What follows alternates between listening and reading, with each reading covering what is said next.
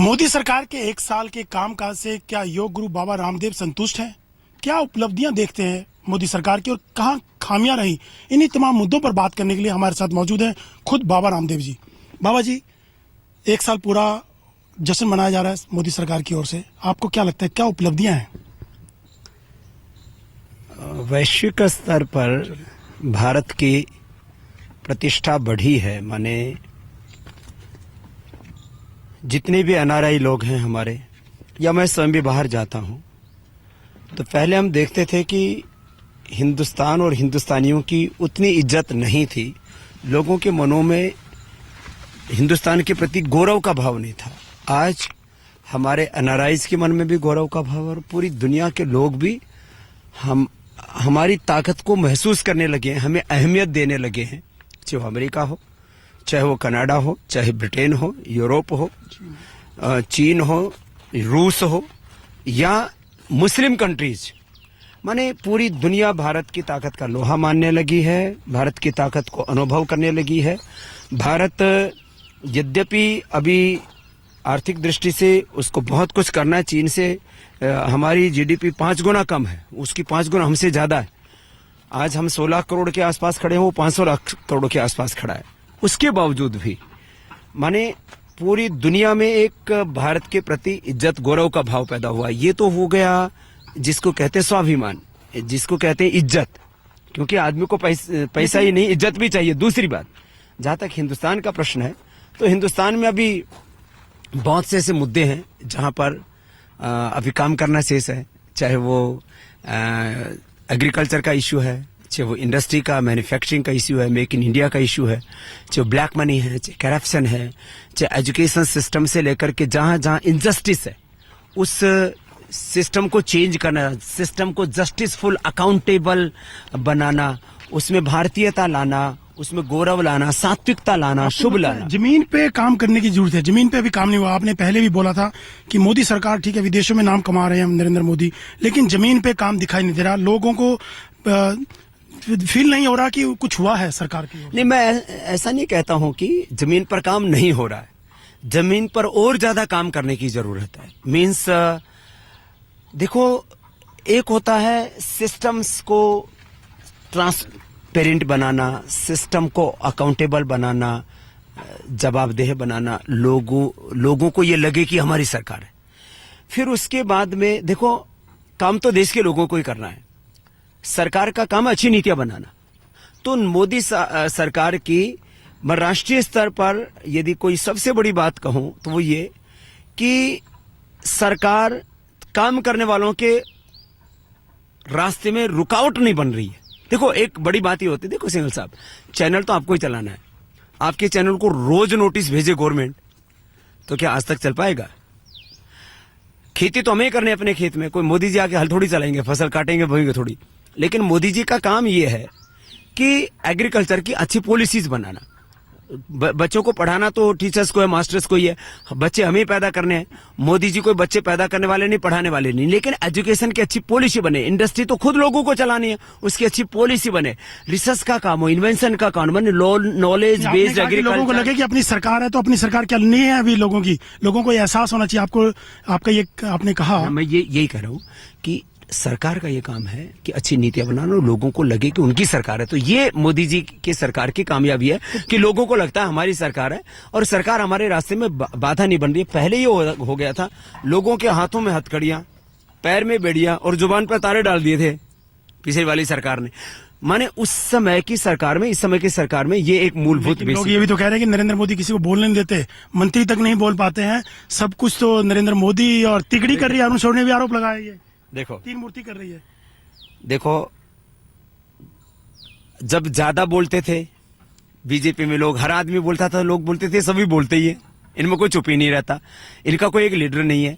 अब वो पार्टी ठीक से चलने लगी है तो बोले दूसरे कोई बोलते ही नहीं है। माने देखो, ये तो लेकिन देश के लोग बोल सकते हैं। देश के लोग अपनी बात को कह सकते हैं।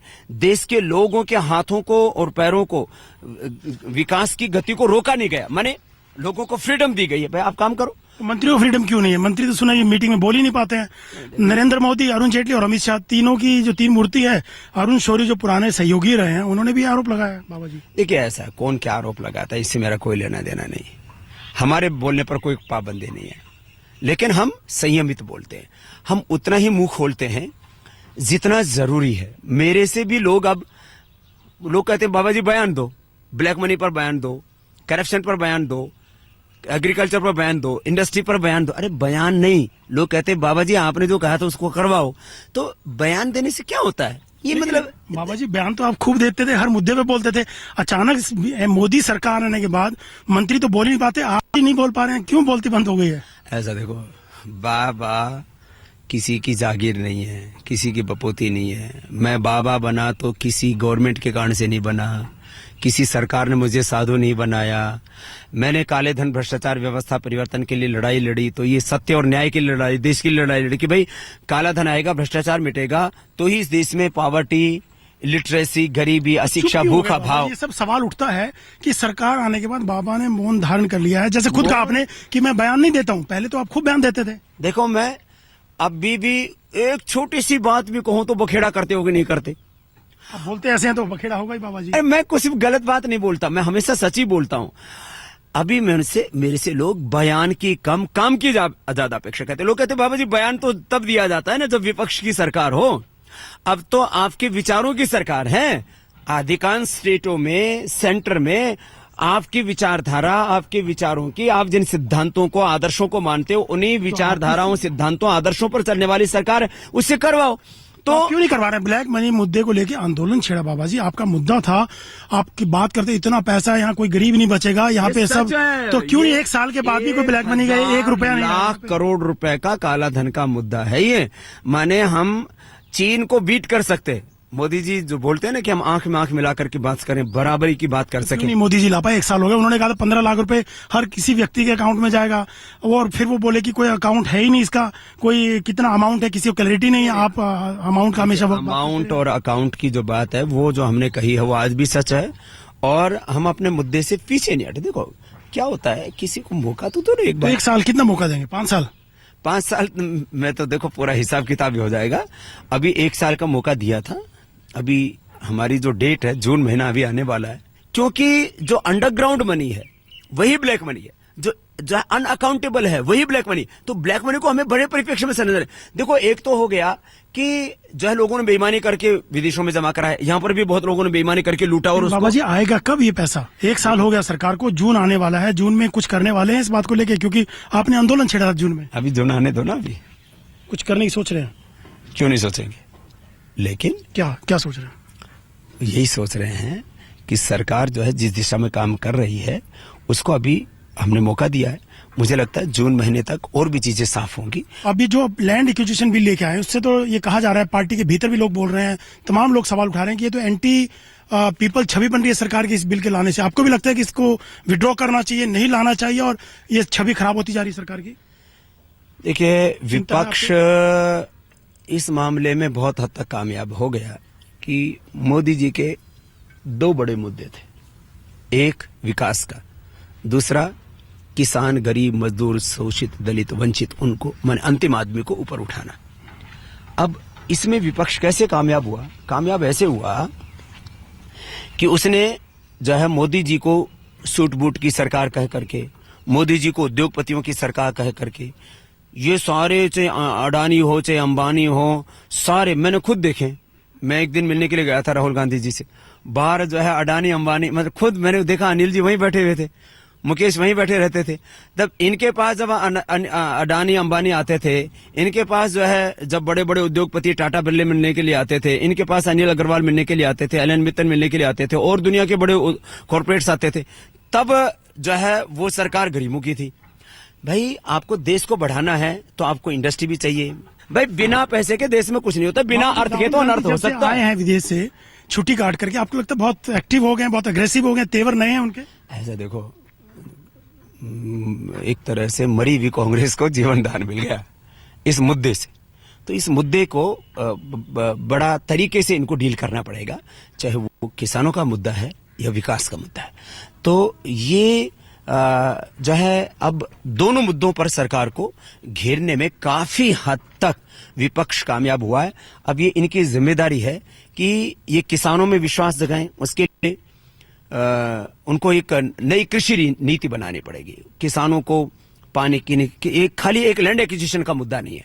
लैंड एक्विजिशन का मुद्दा कुछ जगह इफेक्टिव है, बाकी किसानों के पानी की व्यवस्था, किसानों के खाद की व्यवस्था, किसानों की बिजली की व्यवस्था, उनकी फसल का खरीद का जो मूल्य है, जो अनस्किल्ड लेबर की तरह उसको जो है ट्रीट किया जाता है किसान को, जबकि कोई बीएससी, एमएससी, पीएचडी के अब एग्रीकल्चर में खेती करके दिखाए ना, तो किसानों के मुद्दे को खाली लैंड एक्विजिशन एक्ट से नहीं, कई तरह से इनको डील करना पड़ेगा। और किसानों के हमदर्द सरकार आज तक कोई नहीं हुई साहब सेंट्रल में। क्यों? क्योंकि किसान को हिंदुस्तान का प्रधानमंत्री बनाने, जो आदमी जहां से आता ना वहां के लोगों के बारे में सोचता है। उत्तर जीवन जो औषधि थी बाबा जी, बड़ी विवादों में रही आपने कहा था नाम बदल दूंगा, अभी तक नाम बदला नहीं। ऐसा नहीं कहा मैंने। सरकार ने जांच करने के आदेश भी दे दिए उस पर। कितनी जांच कर लो। मुझे संस्कृति की जहां तक बात है बाबा, इससे देखो कि सीधा मैसेज आता है कि पुत्र जीवन। ऐसा देखो, ये ऐसे को मैसेज, अब आप कल को अब आप तो ऐसे हजारों जड़ी बूटियों के नाम बदलवाओगे। अब गोदंती से आप सीधा गाय का दांत मैसेज जा रहा है। अरे गोदंती में गाय का दांत है ही नहीं, मतलब नाम नहीं बदलेंगे इसका आप। ऐसा है, नाम बदलने का एक प्रोसीजर, उसका आयुष डिपार्टमेंट को हम लिखेंगे, तो जो सांसद है इनको भी हम बोलेंगे भाई आप आयुष मंत्रालय से बदलवाओ। बदलने में विचार कर रहे हैं आप? बदलने पे नहीं, हम बदलने की जो प्रोसीजर है उसको फॉलो करेंगे। बदलने का काम तो गवर्नमेंट को करना पड़ेगा। इसमें this is not my right, ये मेरा अधिकार क्षेत्र नहीं है ना भाई। तो जांच सरकार करी, जांच कराएंगे बाबा, क्या क्या बेच रहे हैं? तो सब हो चुकी, और करवा लो भाई, क्या कराओगे? हजारों नोटिस, सैकड़ों जांचें, सैकड़ों केस सब हो चुके हैं, और कर लो।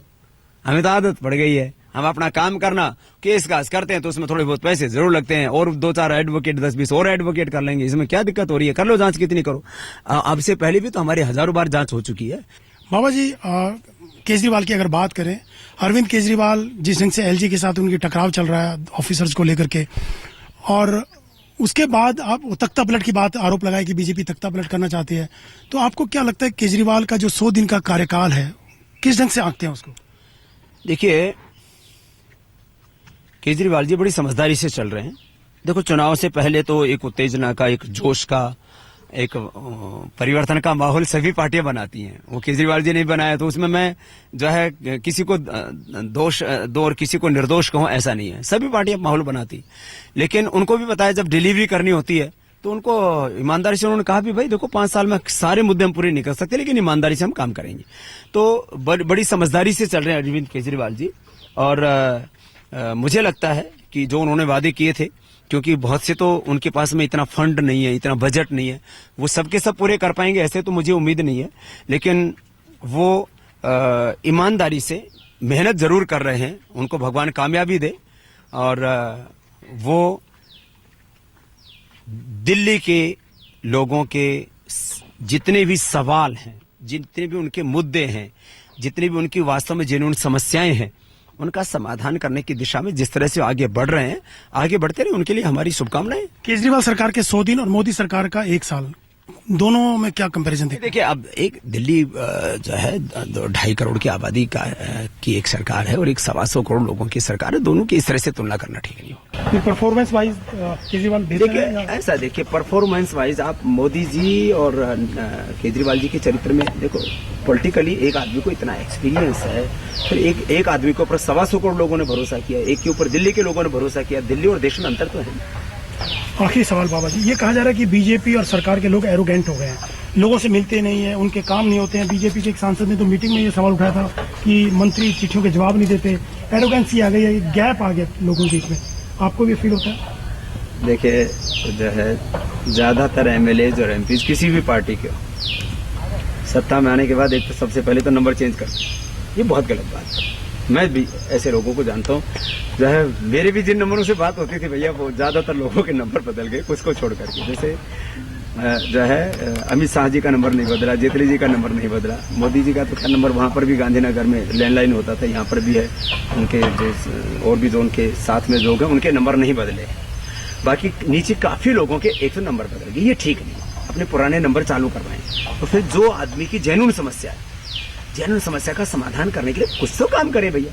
अब मोदी जी कहते हैं आकर के बैठो, तो कुछ लोग बैठ तो जाते हैं, कुछ लोग काम वास्तव में जितना करना चाहिए उतना नहीं कर रहे। देखो, मैं भी इस बात से सहमत हूं। तो उन लोगों को जवाबदेह होना चाहिए, तो इस दिशा में उनको सुधार करना चाहिए। और एरोगेंसी तो भैया, अहंकार तो किसी को भी नहीं आना चाहिए। मोदी जी खुद कहते हैं भैया हमको लोगों ने बनाया है तो अहंकार करने के लिए नहीं बनाया, काम करने के लिए बनाया। और अहंकार तो रावण का भी नहीं चला था। तो एरोगेंसी आ गई है कहीं ना कहीं कुछ लेवल नहीं, पे। कुछ लोगों में आई है तो उनको तुरंत दूर करनी चाहिए, नहीं तो फिर जो है देखो अगली बार फिर चुनाव में तो जाना ही है।